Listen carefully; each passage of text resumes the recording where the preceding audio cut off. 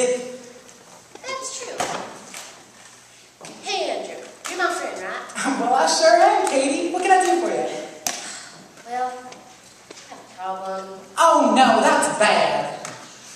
No, that's good. Why's that good? I have a good friend like you I can talk to about it. Oh, shucks, Katie. Thanks for saying that. Now, what's your problem? Well, you know how I like sleeping at night? Doesn't everybody like to sleep at night? How should I know I'm always sleeping? I suppose. Well, lately, I haven't been sleeping because my little sister ain't been sleeping. Oh, no, that's bad. No, that's good. Good? Why? Okay, that's bad. Oh, that's so funny.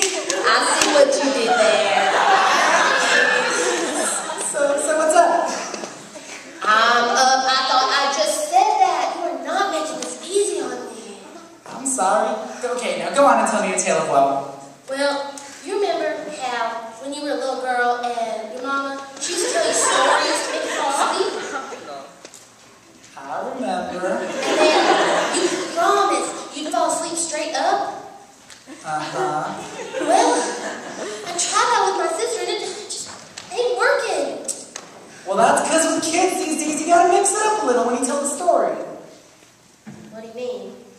Well, for example, if you're telling the story of Cinderella, you just gotta mix some of the letters up a little to make it more interesting. How's that? Well, I just so happen to have 2 copies of that story in my back pocket. How convenient. Listen, you read where it says Katie, and I'll read where it doesn't say Katie. I thought you wanted me to read. I do want you to read. Well, then, why does it read when I say Katie? Can't I just read where my name says and then say the words after that? Okay, let's try that instead. I think you may be the one here with the problem. Alright, let me get my new glasses. Oh, don't go feeling like you got your lederhosen in a bunch. I'm ready now. Good. Alright, well, once upon a time in a Korean country, there lived a very beautiful girl. Her name was Rindercella. Now, Rindercella lived with her muggly other and her 2 sad bisters. And in this same Korean country, there was a very pransome Hinz. And this pransome Hinz was going to have a fancy ball, and he'd invite the people from Riles Amount, especially the picture people. See? Isn't that more interesting? Yeah.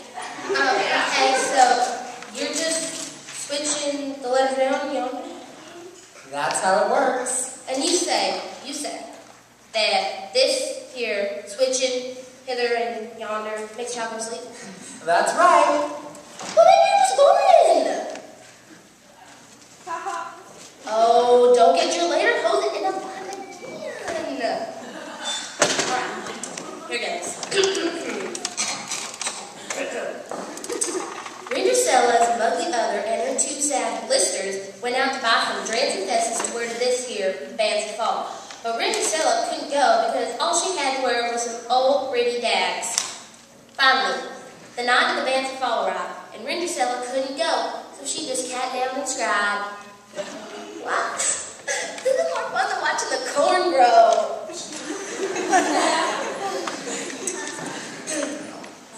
Well, while she was just sitting there scribing, when all at once there appeared before her, her Gary godmother.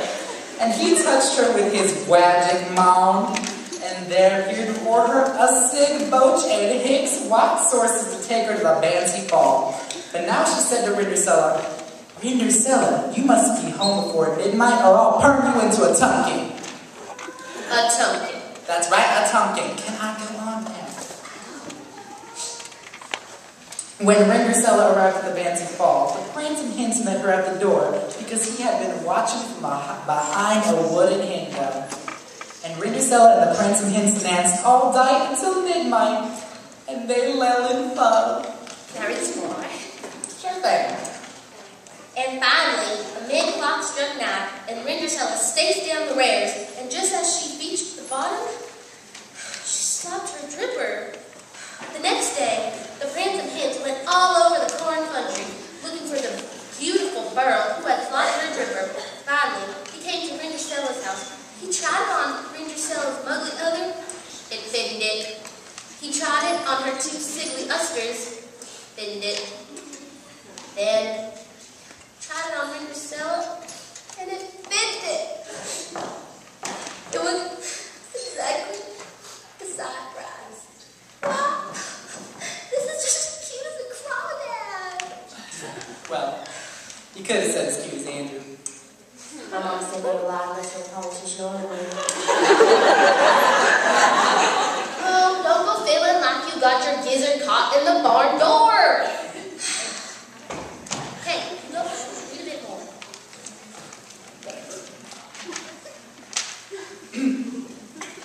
So they were married and lived happily ever afterwards.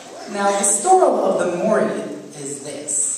If you ever go to a Banty Fall and want to have a Prancing Hens loll and fuck with you, don't forget to slop your dripper. Yee Haw!